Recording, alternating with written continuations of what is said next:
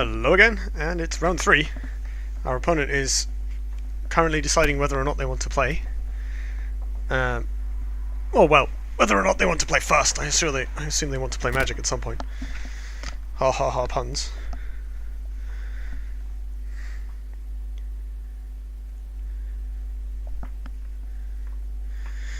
And waiting. I like that it tells you what you rolled on the dice. It's completely unnecessary, but just adds that little bit of believability. It's like, oh, why am I going first? If you play other games, you play Hearthstone or Duelist, they obviously don't show you the results of that because they have no reason to. They're entirely online CCGs. So it's quite arbitrary as to whether you're going first or second.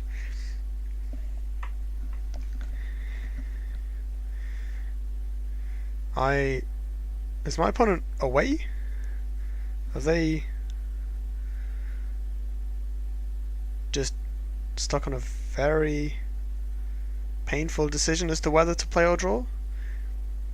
Perhaps they're currently arguing intensely with whoever's sitting next to them about whether they should be playing or drawing in this particular format or with the deck they're on. But I doubt it.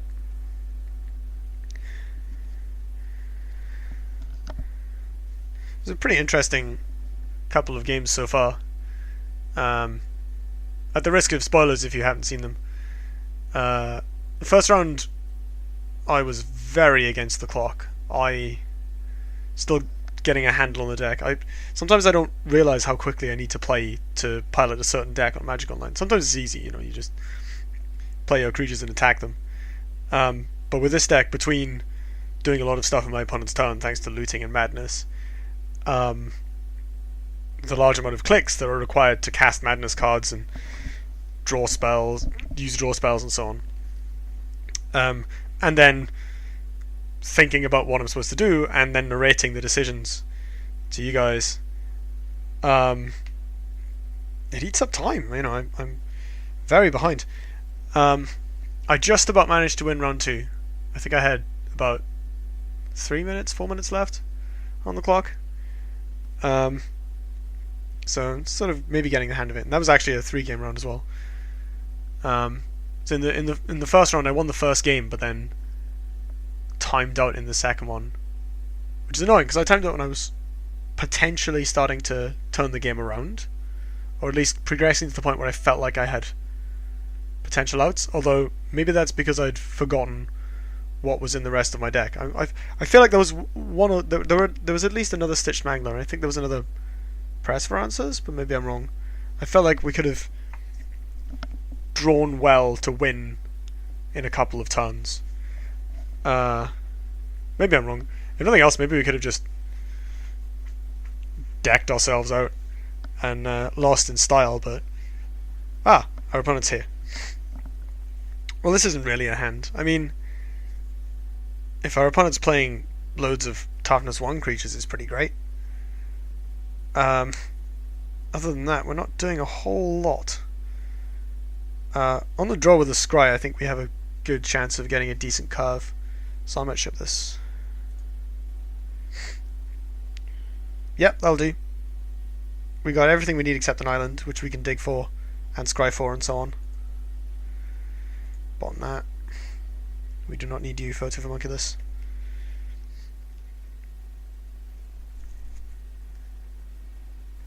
Hooray! Look at that. So good at this.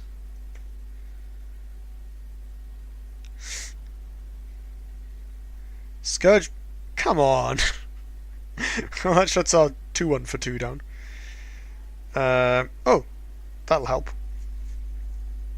Is that what we're doing? Yeah. I like that our opponent has to have a pump spell to get through this.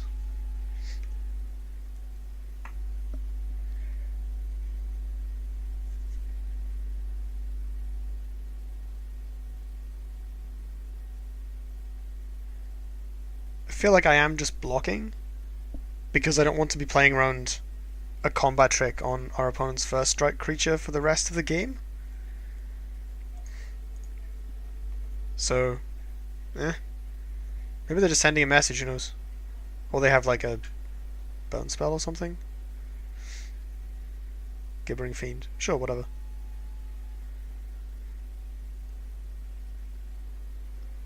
Alright, what's the play here?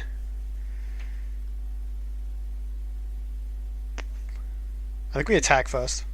That's a good start. We can't block that, mind. We don't have anything to discard to make that any good. So, no, this guy probably sits back. We're not winning that race at all.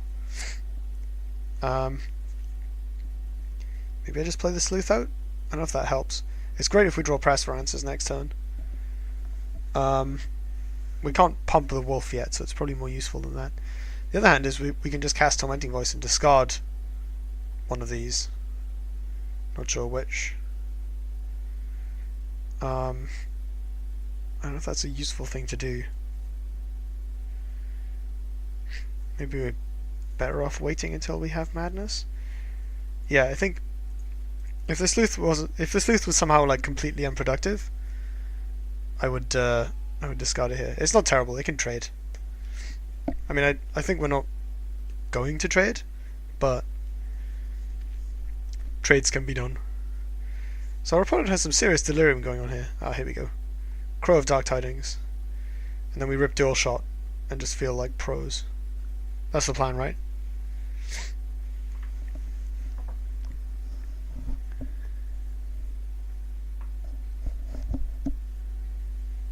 Heir of Falconwrath. Oh no. That's rough.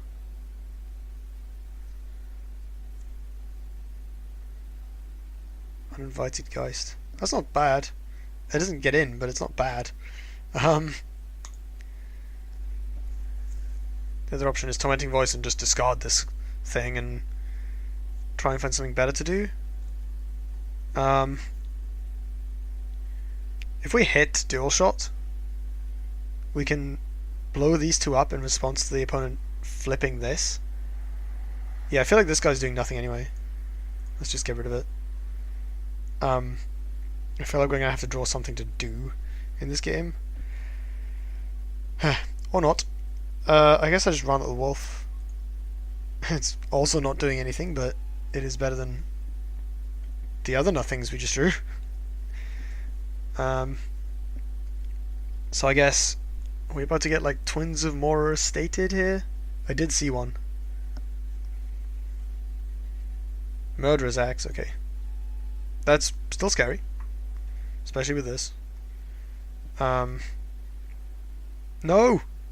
Not now. Not like this. Pass? The Duelist's not doing anything. I mean, I guess we can play it, get in. I'm okay with trading for either of these, but that doesn't really achieve anything. I mean, other than spending our mana and playing Voldaren Duelist, which are not terrible goals. Yeah, maybe we just need to get creatures on the board. Because I feel like we're going to have to struggle to win.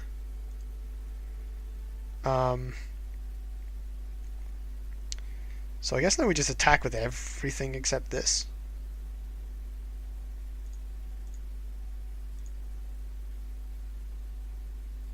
Because I mean, they're not blocking usefully. So let's just try and mitigate how much damage we're doing. Trade our rubbish cards for the slightly better ones. I mean, this guy's not total rubbish, but we only have 2 ways to flip him in the entire deck, so... Drawing a ton of land there was really bad. I kind of want to see Mad Prophet or Pour Over the Pages now. Sure. It's an easy block for them, but at least it means we're just facing a bit less damage next turn. If nothing else, in order to do this, they are discarding most of their hand, which makes chomping a bit less punishing for us.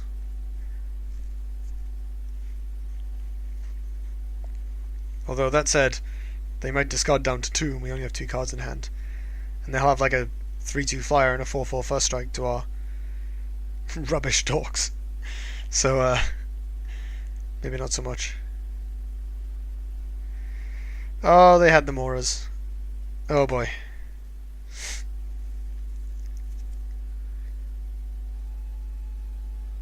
Yeah.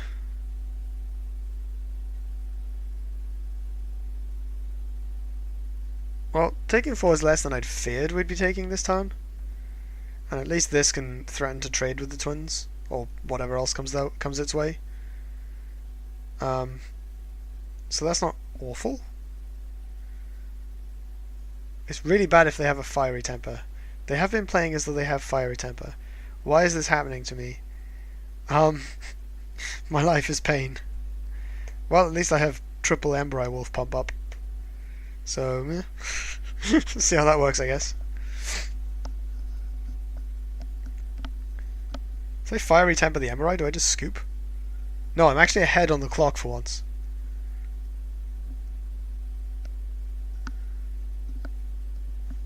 Wow, this is the dream. This is kind of what I was hoping to end up in when I first picked that Call the Bloodline. I guess now we know where all my cards went.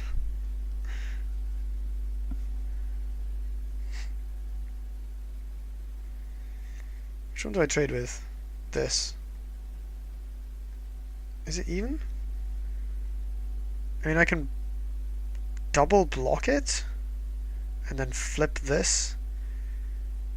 That all seems really bad. So I can trade my board for the opponent's board.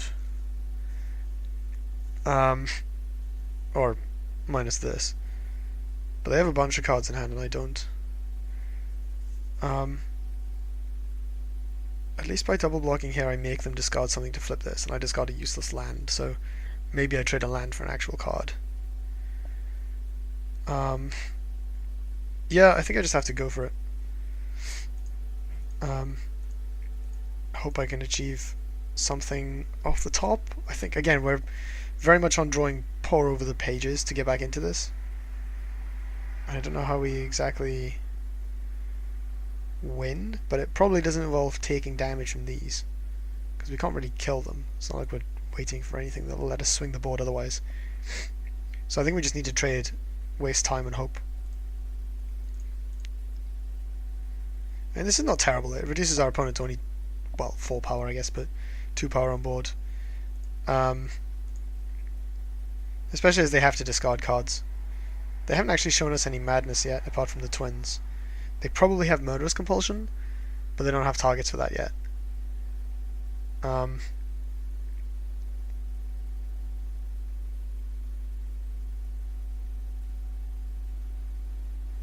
Yeah. They discarded Pyrehound. Oh, that's where that went. Yeah, I will happily trade my Mountain Field Pyrehound. That works perfectly well for me. Oh no! Oh dear. Oh no. Oh no. Oh no.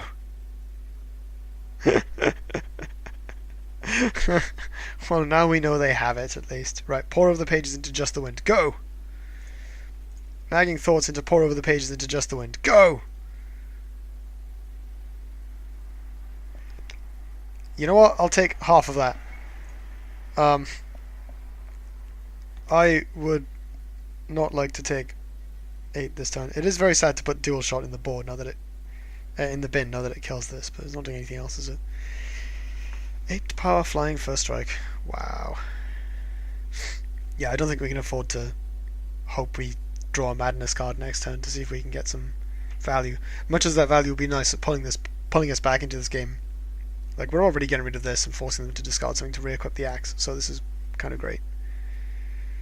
Oh no, really? Oh, come on. This is rough.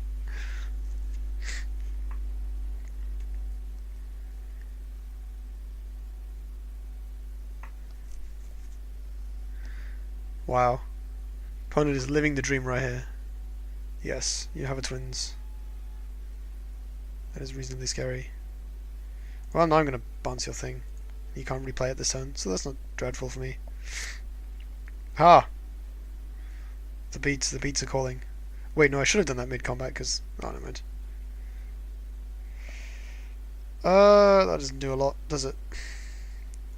Let's run out there and waste some time. Because we're ahead on the clock. Maybe we have that luxury. But yeah, this is doing embarrassingly little this turn. Yes. They've got an air, they've got a Pyhound, and they can equip the Murderer's Axe with their last card. And then we die! What can we draw? Like, there has to be some insane pour over the pages play here. Do we chomp? No. Furtive Homunculus. Let's make him do it. See if we can see some more cards. This doesn't give them very much information, but I think our opponent might have snap played land there, which probably suggests they have another one in hand.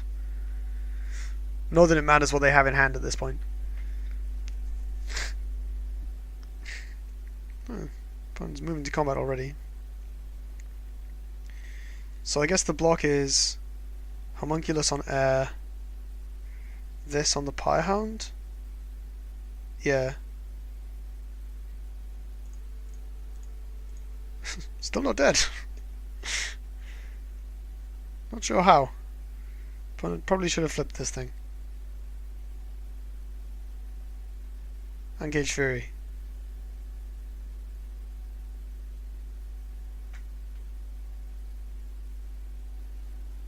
Stensia Masquerade. Okay, we know they have Stensia Masquerade. I'm going to scoop now, but we saw their Stensia Masquerade and that was the point. Oh, wow. Well, at least we know that Dual Shot is good.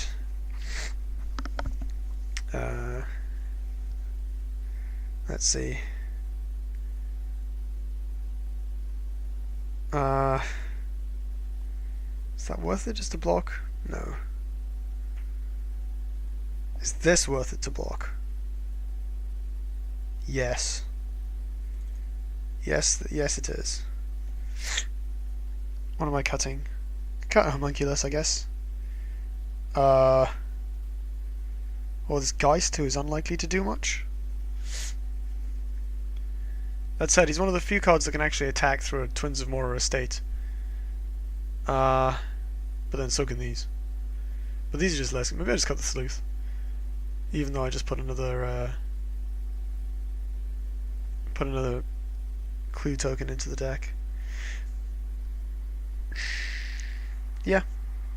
Let's roll with that. Maybe this actually is a solid defensive body. Or the Lamplighter. Do we have any zombies? We do have zombies. So the Lamplighter is probably better. Instead of what? Like a duelist?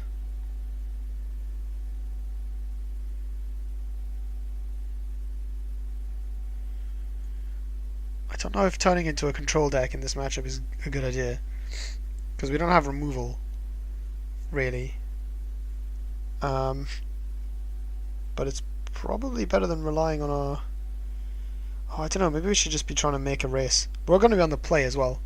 So if we draw well and they don't draw that much, I mean, sort of this into this into this is pretty sick beats.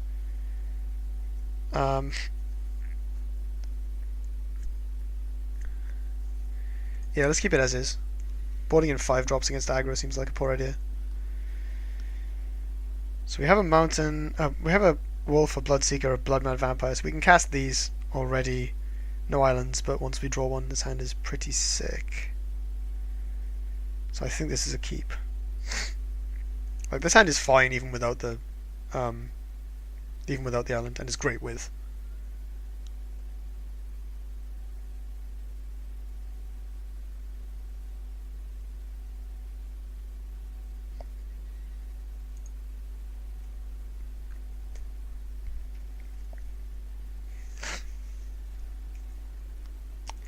More mountains. So I guess the dream is to draw an island. Oh wow. Main phase, discard Bloodmad Vampire in their turn. Discard Just the Wind.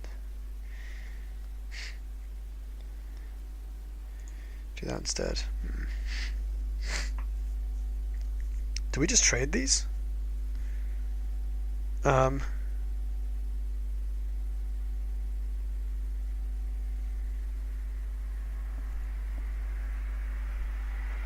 let them bounce.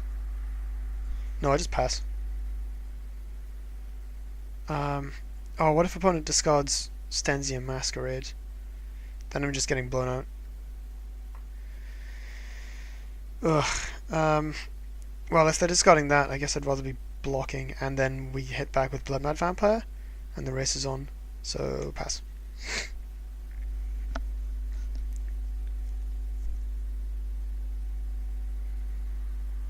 Sure.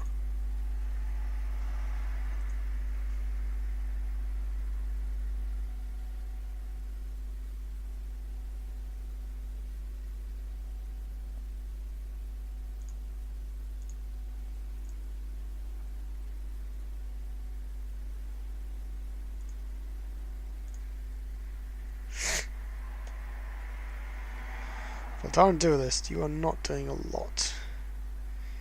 Well, not drawing an island was really not in the plan for this game. So I don't really want to attack with this now. But I feel like this has a good attack. Although I don't know what I'm discarding to it. Oh, our opponent missed their land drop. That's pretty relevant. I mean, so did we, but...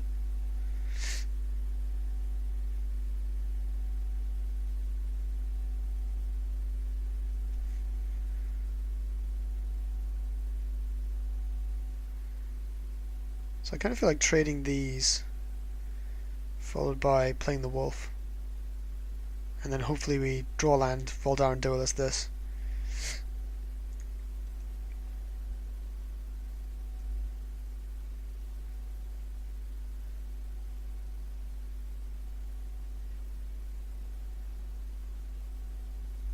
Yeah, opponent took it.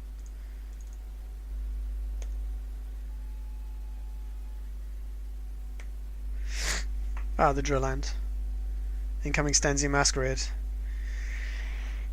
Oh boy. Oh no. Oh. Should have thought about this. What do I even do? Not sure I can. No, we just crack back with the Bloodmad Vampire.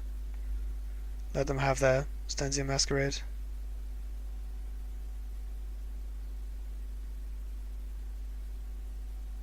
So we take 5, this becomes bigger. But then we... Oh, okay. Are they going to block with Incorrigible Youths here? Is that the plan?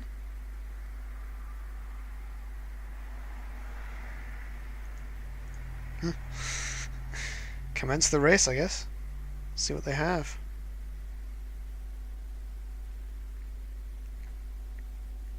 Okay. I mean, let's just pump this wolf and deal them like 10 damage. In fact, do I also discard this Furtive Homunculus? Am I going that all in? Possibly. No! Geistblast the Bloodmad Vampire, okay.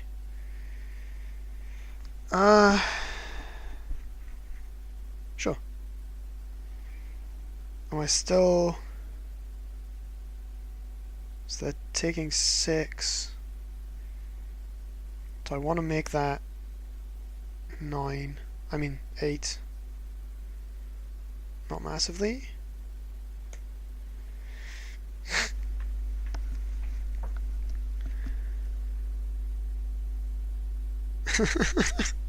We're both equally mana screwed. This is really silly. Only opponent is up a game, so... oh, here we go. I mean, I'm F6ing, I can't do anything about this.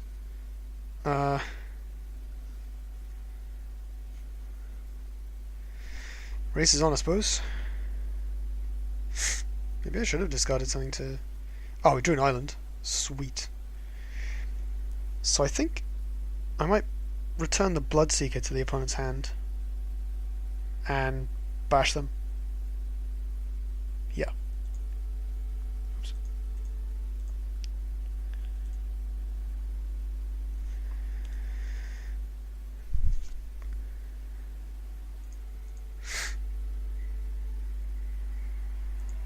Oh, not paying attention.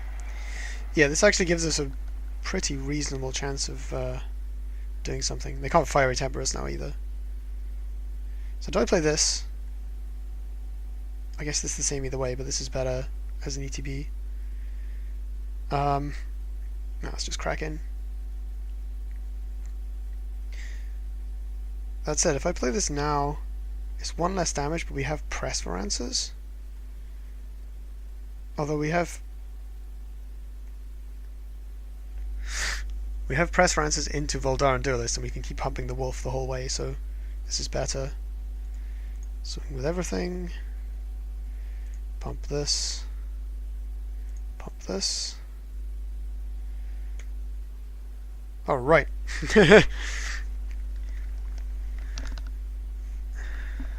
Have at thee, Stensia Masquerade. No! What? Our land draws are so similar, this is really weird.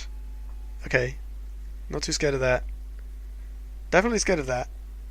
I assume they're just not attacking now.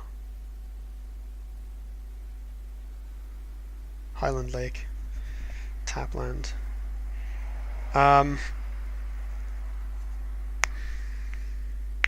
This is the part where having the Tapland instead of the island makes me sad.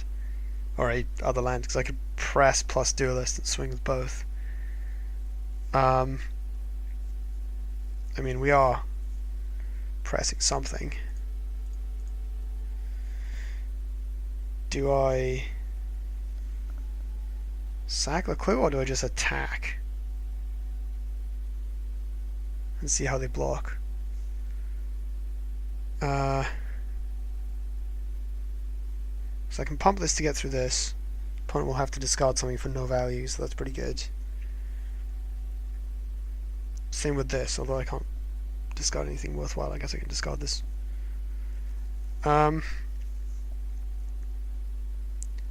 Yeah. Although, I mean, the Fiend trades with the Wolf, which is a bit sad. Don't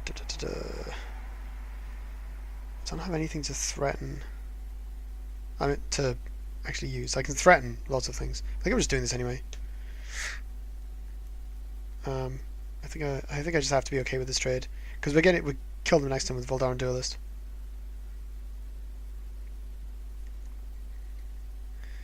So I guess I'm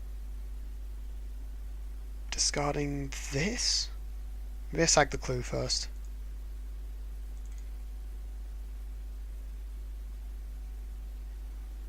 Senseless Rage. That's exactly what I wanted. If this was an untapped land, we would be in cash right now. I think I will just... I want to play this so I can play this next turn. So I'll discard the Furtive Homunculus.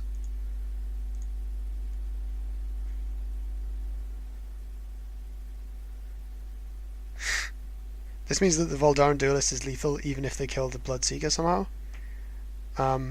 Assuming they attack. So if they like kill my creature and attack with both, we kill them with the Duelist basically. Play this. Pass. Hope not to die. So I guess we might see like attack with Bloodseeker, cast Twins of Mora Estate, we take 3, that guy gets pumped. And as long as they don't play another creature, we have them. Excuse me. Actually, even no, as long as they don't. Yeah, as long as they don't play another creature or remove the Bloodseeker. No, they have to play 2 other creatures to not die, don't they? Because they'd have. Well, leave this up. Because we'd have one thing not blocking. I mean, if they just pass, we still Duelist and attack. Rage is great. And will get us lethal through a Madness card. Another Fiend. Okay, they have a creature. So, at this point it's like they might have twins up. I haven't have 6 yet. Oh, they're attacking. Sweet. So they twins, and then we win. Oh, maybe they don't even do that. Okay, so we just oh, irony. So we just duelist this.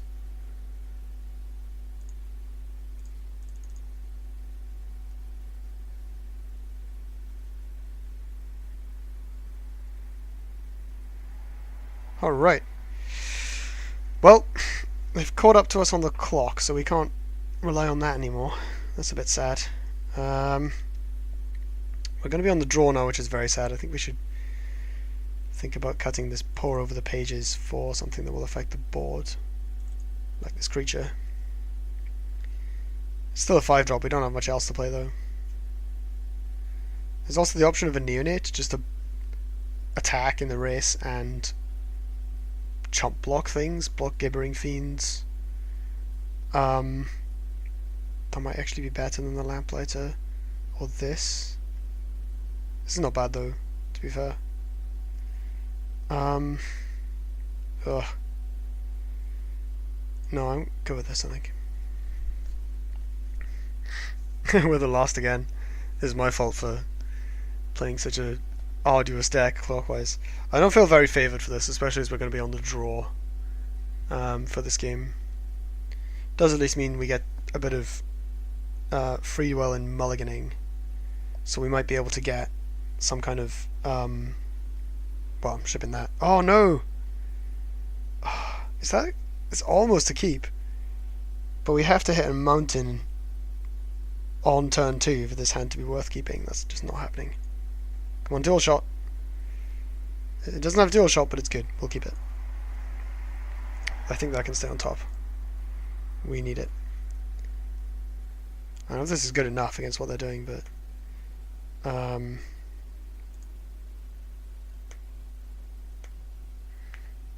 oh, no red. No. Oh, good.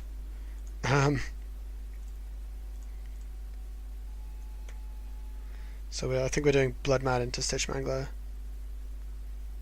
It's maybe a bit greedy. No, I don't think it is. It's just fine. Opponent is maybe not attacking now. I mean, if they attack, we snap block. Alright. Opponent is stuck on mana, which gives us the opening that we need, I think. I am so attacking with this. Free damage, yeah.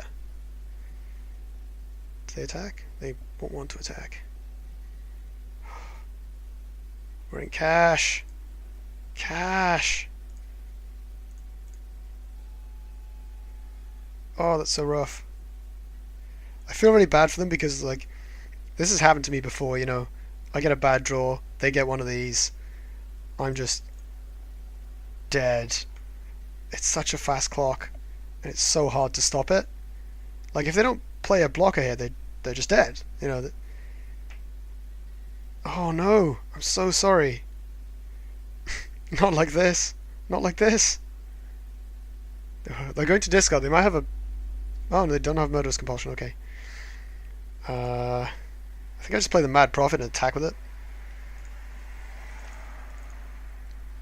That's 1 off lethal. And then we win. Wow, that was like...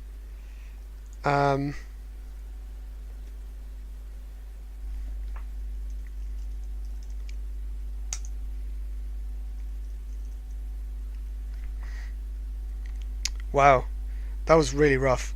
I feel bad for the opponent there. Not like this.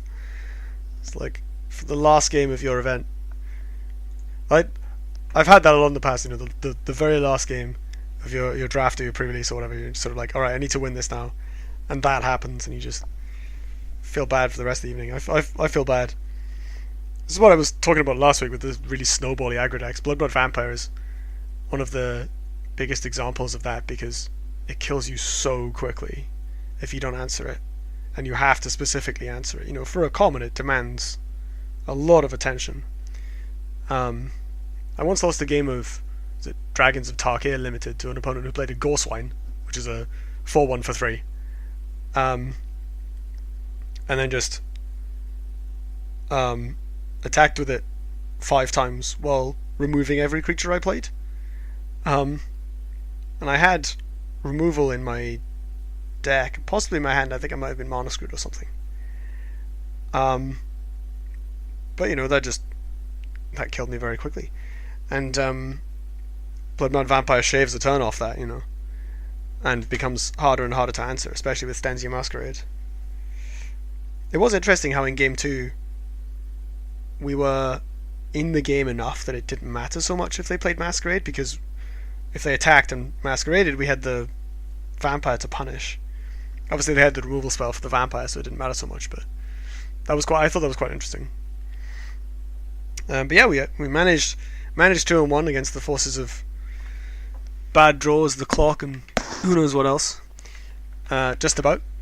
And that was pretty entertaining. That was very interesting. I felt like I learned a lot about what cards and what plays you really want and don't want in a tempo strategy in this format. I think it's quite rare that in Limited you have proper sort of pure tempo decks where you have these kind of interactive spells in some number with creatures that want to just get in enough times. I was very impressed by Press for Answers. I'd thought about the card from a defensive standpoint because that's how I've played with it before, and I hadn't considered how good it is offensively because you get to attack through that creature twice, whereas I'd thought of it as that it only makes them skip 1 attack, which is quite bad, but actually it lets you get through multiple times, and that's really good, especially as obviously it cantrips. Same with Stitch Mangler. I was really impressed when you're using those cards aggressively. They are so much more impactful, and I was able to I had those turns where I was tapping something multiple times, and each time I was like, actually I can tap this creature one time and then tap a different creature another time and get in for more damage. I thought that was really interesting. It's obvious in retrospect, like that's something I should have picked up on, but I've become so used to defensive blue decks in Limited in general, and those are the ones I've played in this format so far, where your cards like Frost Breath and Adverse Conditions and so on are just tempo plays on the defensive side. You just want to buy time to play lands and make bombs, and they're reasonably effective in that regard. But it just goes to show how gross Frost Breath is, because you can lock them out of 2 attacks and 2 blocks, 2 creatures, and it's only 3 mana. That's a ridiculous investment for how much time you get out of that. It's funny how the way Limited formats have changed recently. You're no longer comparing every card to Doomblade. I say recently, it's obviously over the past few years, and you end up with cards like that, and random large vanilla creatures and stuff like that really coming into their own. I think it's really interesting. You get it. Limited is great because it lets you play with a much greater amount of magic than Constructed does. You get to play with all the mediocre cards and the random commons and the stuff that's clearly aimed for new players and so on that you don't otherwise see in Constructed, where everyone's playing whatever the flavour of the month Siege Rhino is. I'm being facetious, but there's a grain of truth in that the vast majority of cards in a good Limited format, especially like this one, will see play, and you'll play with and against them, ideally at some point, which just allows you to experience so much more of a Magic set. There's 250 cards in a large Magic set. Maybe 20 or 30 of them are played or important in Constructed. Obviously varies widely based on set and where in the format that set is. Because Born of the Gods, you get like 3. But you get to see all of it when you play Limited, and I really like that. Anyway, I digress. I'm going to wrap it up here. Thank you all for watching very much. I hope that was fun and entertaining and instructive, and I certainly learned a bit. Hopefully you guys did as well. So I will see you next time. Thank you very much for watching and listening.